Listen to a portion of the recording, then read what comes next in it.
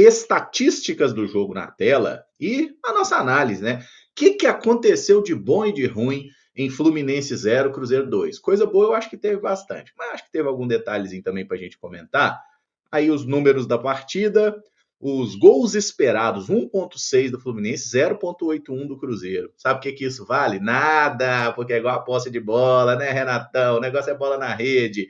Chutaram 28 vezes, apenas 6 na direção do gol. O Cruzeiro chutou 8, mas mandou 5, né, pro Fábio trabalhar. O Fluminense teve 3 bolas na trave, 7 escanteios. O Cruzeiro desarmou mais e em duelos ganhos o Cruzeiro venceu também. Sempre gosto de começar com você, Amanda. O que teve aí nesse jogo do Cruzeiro assim que foi o determinante para a gente sair com esses 3 pontos e a consequente liderança? Caramujo, para mim a mentalidade coletiva dessa equipe, embora nós sabemos que a individualidade muitas vezes ela sobressai, mas ela sobressai em cima do coletivo. E o Cruzeiro tem cada vez mais mostrado dentro de campo que a coletividade vale a pena, né? A gente vê a entrega muito grande em todos os setores do campo. Seria, sim, um jogo muito difícil, um jogo de detalhes, e o Cruzeiro soube também fazer uma estratégia que fosse melhor do que a estratégia montada pelo Fluminense. E isso acaba que, de alguma forma, acabou surpreendendo os torcedores do Fluminense, né, que estavam lá. Nós já sabemos muito bem o potencial que tem essa equipe sob o comando do Leonardo Jardim, e a gente vem replicando aquilo que está dando certo até então, né? Um primeiro tempo que começou ali com um jogo bastante criativo até, muito do estilo do Cruzeiro, intenso, com trocas de passes interessantes também, e o Cruzeiro sendo letal mais uma vez, né? Depois do escanteio cobrado pelo Matheus Pereira, o Fabrício Bruno de cabeça abrindo o placar.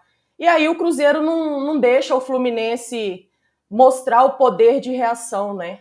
Sem tempo para poder permitir isso, logo na sequência também o Caio Jorge aproveitando um cruzamento rasteiro do Matheus Pereira.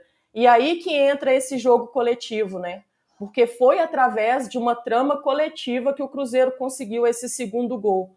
Um belo passe do Fagner, um passe também certeiro do Matheus Pereira para o Caio Jorge, e para quem está vivendo o momento que está vivendo o Caio Jorge, as coisas acabam ficando até fáceis, né? Que era só ali antecipar o marcador e mandar para o fundo das redes. E aí, no segundo tempo, foi um jogo bem diferente da primeira etapa, né? Foi um Cruzeiro que precisou se organizar no sentido maior defensivamente falando, soube sofrer também, quando precisou mostrar sua força defensiva, mostrou, quando precisou do Cássio também mostrar trabalho, mostrou trabalho, e aí é um time muito maduro, né? Coletivamente falando, muito maduro.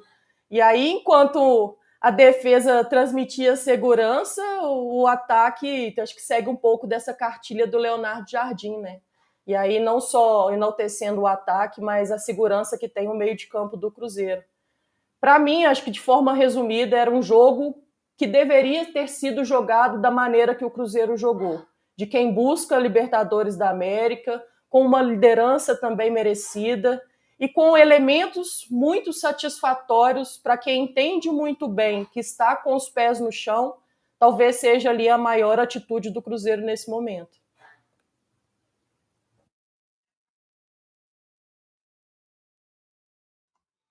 E aí, Arthur, vai na sequência aí, meu filho, suas observações sobre a partida? Isso aí, Caramuja. Tem que elogiar, eu acho que a defesa do Cruzeiro, principalmente, e a bola parada, né? Porque bola parada ganha jogo. E o Cruzeiro é o time que mais fez gols de bola parada no Campeonato Brasileiro. É um ponto que eu já falei muito sobre isso, que eu criticava muito a bola parada do Cruzeiro em 2024 e 2023, não era muito eficiente.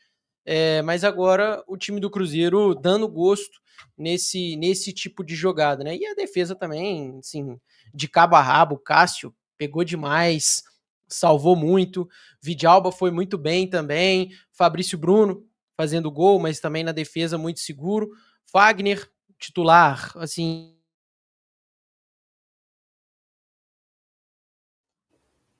Travou um pouquinho aí. Uhum.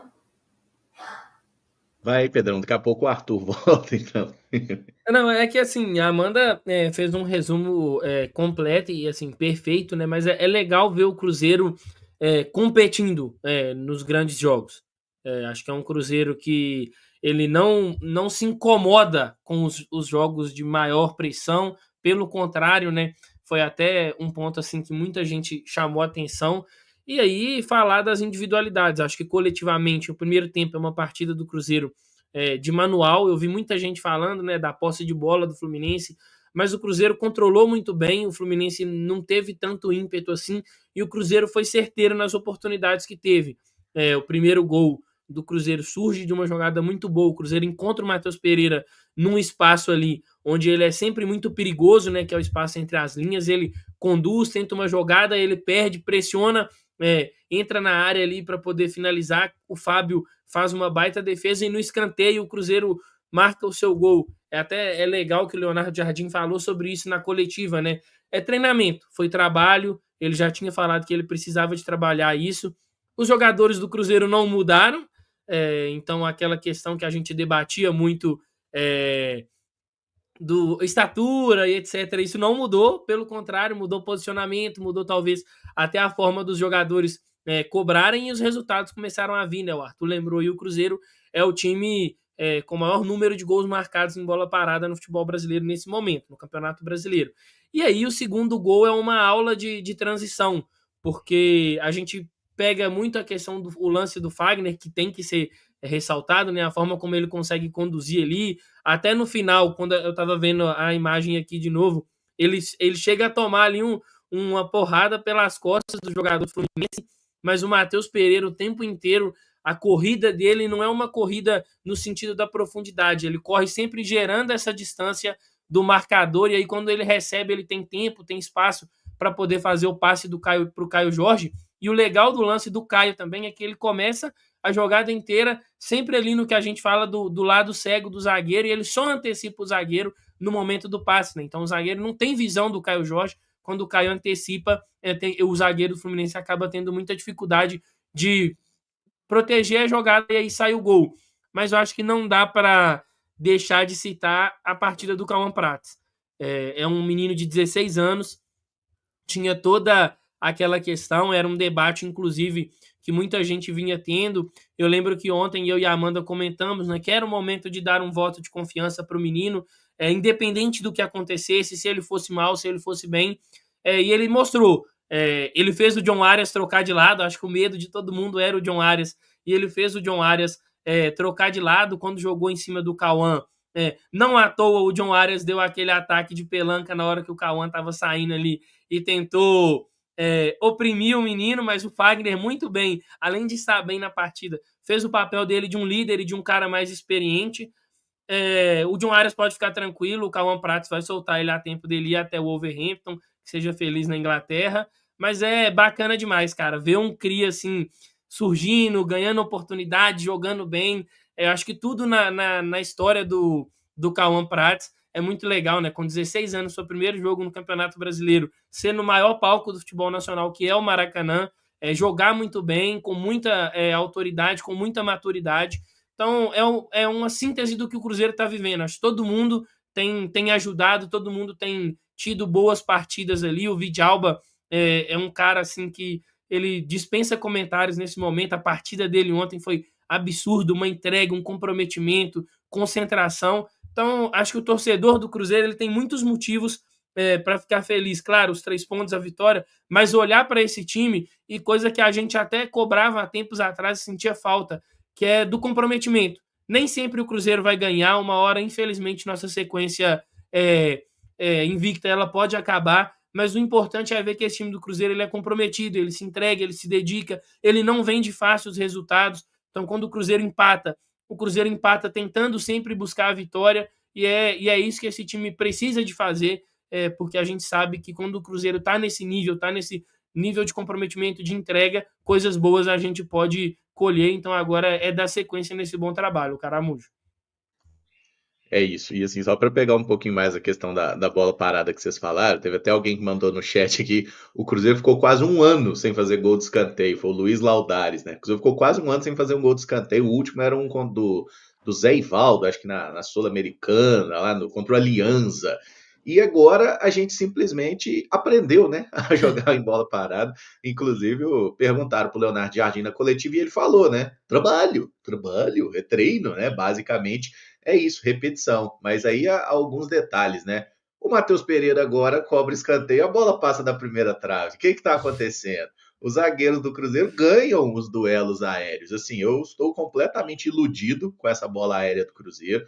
Eu acho que a vitória ela é muito merecida por tudo que a gente produziu no primeiro tempo. E até uma questão com relação aos momentos que o Cruzeiro sobe pressão e que ele baixa. A gente viu contra o Flamengo, contra o Palmeiras, nesses jogos principais. O Cruzeiro ele tem momentos de intensa pressão, em outros momentos ele baixa e fala: vem, pode vir e tudo mais.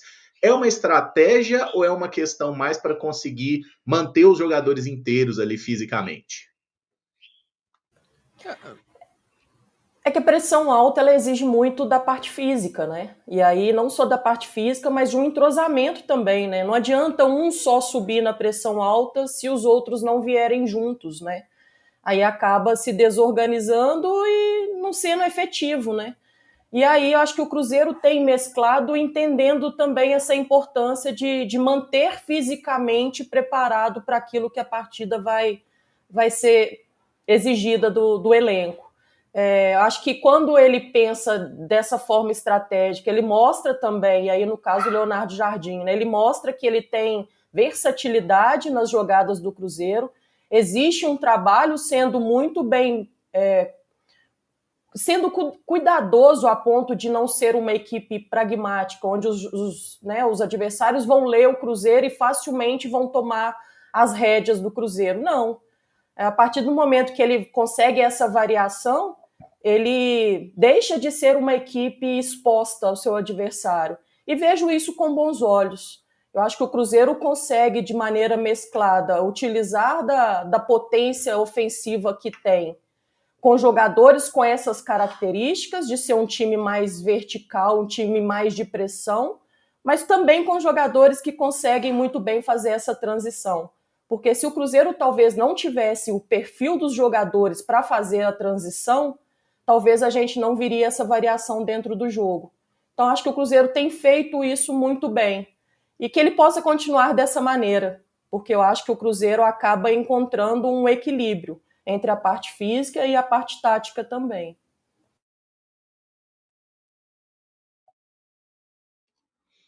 Perfeitamente. Caramujo, só um ponto que é legal disso aí que a Amanda destacou, é dessa questão mesmo de entender os aspectos físicos do jogo. Eu lembro que durante a nossa transmissão lá do dia de jogo KTO contra o Grêmio, antes de começar aquele momento ali do Grêmio se soltar um pouco mais no jogo e aí marcar o gol, eu e a Amanda a gente comentava lá no estúdio, né, que tinha entrado num momento onde o Cruzeiro precisava de se defender mais com a bola, de ficar mais, circular essa posse, e por muitas vezes a gente vê o Cruzeiro tentando fazer isso nos últimos jogos. E contra o Fluminense ontem chegou um certo momento que o Cruzeiro começou a fazer isso, para segurar um pouco o ímpeto do Fluminense. E eu acho que não é diferente quando você acaba baixando o bloco. É como o Leonardo Jardim disse, né? O jogo ele tem várias fases e você precisa sair bem em todas elas. E não vai ser sempre que um time, eu acho que dificilmente, na verdade, um time vai pressionar o outro 90 minutos, né? Haja físico para você fazer isso, porque quando você pressiona alto, o espaço está nas costas da defesa. Em algum momento, o adversário vai conseguir encaixar esse jogo direto, vai conseguir lançar essa bola, e aí o terreno que você tem que correr para defender é muito maior. Então, acaba que o time, por uma questão física, uma estratégia, ele adota esse ponto de baixar as linhas, porque o espaço que você defende é menor. Você coloca mais jogadores num espaço ali, então você encurta ele e você se poupa fisicamente. Foi isso que o Cruzeiro fez. Era natural que o Fluminense, jogando em casa, depois de toda a empolgação do Super Mundial, ele tivesse que sair para cima do Cruzeiro com um 2-0 desfavorável. E o Cruzeiro lidou muito bem com isso. Então, acho que esse é o ponto assim que a gente precisa de ressaltar. E, claro, vão ter outros momentos que o Cruzeiro vai precisar de defender, de baixar o bloco, e a gente tem que estar ciente disso, mas o mais importante de tudo isso é quando o Cruzeiro fizer essa estratégia, executar bem. Vai baixar o bloco, vai jogar com bloco médio, vai jogar com bloco alto, isso não importa. O importante é entregar isso de uma maneira qualificada. não sofrer. E acho que o Cruzeiro tem conseguido fazer isso, apesar de alguns momentos ali onde o Fluminense naturalmente ia ter oportunidades, mas a gente conta também com um goleiro, né? Quando a defesa às vezes é superada, você precisa de contar com o seu goleiro, e ontem o Cruzeiro pôde contar com o Cássio nesses momentos, não só ontem, nos últimos jogos também, mas porque a gente está aqui analisando o Fluminense e Cruzeiro. Perfeitamente. O Júlio Damasio mandou aqui, ó. Vocês queriam mais assistências do 10? Para quem não viu, né? O nosso patrão completamente maluco, mas enfim, todos queríamos, né? Mais assistências do 10, mais participação em gols do camisa 10. E acho que a gente precisa falar um pouquinho sobre o Matheus Pereira nesse jogo, porque já esbarramos ali na jogada que eu achei genial, a jogada do segundo gol, a forma como ele se desmarca e o passe que ele acha pro Caio Jorge ali, que tem muito do entrosamento mesmo, né? Inclusive, um abraço para a Maria Atala aqui, que é realmente a presidente do fã-clube Pererecker, né? O fã-clube do Matheus Pereira, o maior e melhor 10 do mundo, sem dúvida, viu, Mário? Sem dúvida, do planeta e terra inteiro. Mas, enfim, que partida do Matheus Pereira, hein? Uma semana atrás ele tinha uma assistência no Brasileirão, agora ele tem 5. 2 jogos em que ele foi absolutamente decisivo. O camisa 10 decide jogo grande, Arthur?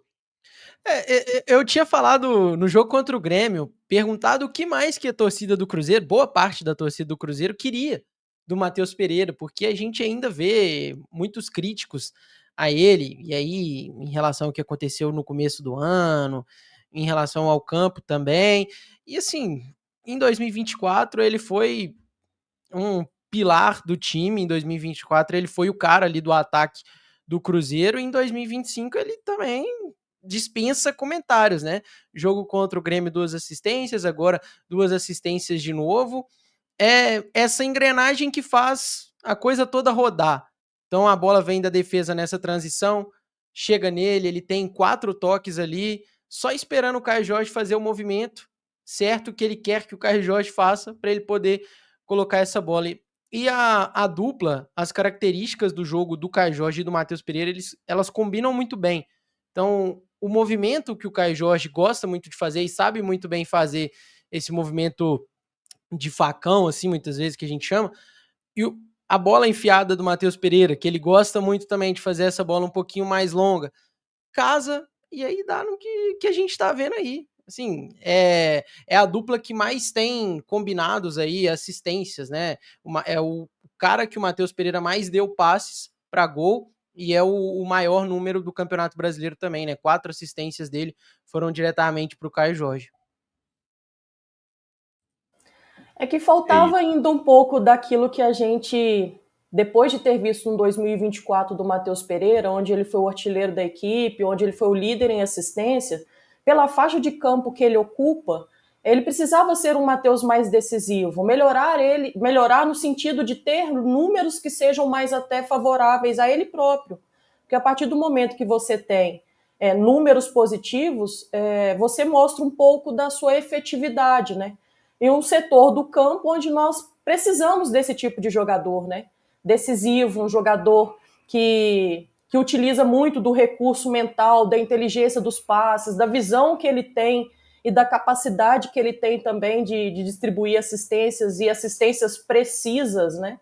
Então, acho que a gente está vivendo esse 2025 agora, desde a chegada do Leonardo Jardim, com um crescimento muito grande do Matheus Pereira. E ter esses bons números para ele, eu acho que é uma afirmação daquilo que está sendo contribuído dentro do jogo. E isso para ele é ótimo, né? O Arthur falou sobre a questão do entrosamento que ele tem tido com o Caio Jorge, né? Essa sinergia dentro de campo. São jogadores que... Primeiro que o Caio Jorge vive uma excelente fase, né? Talvez aí sua melhor fase da carreira. Um jogador que é um bom finalizador, que é letal, que é criativo também, que é decisivo. Acho que ele se mistura muito com a inteligência que tem o Matheus Pereira no jogo.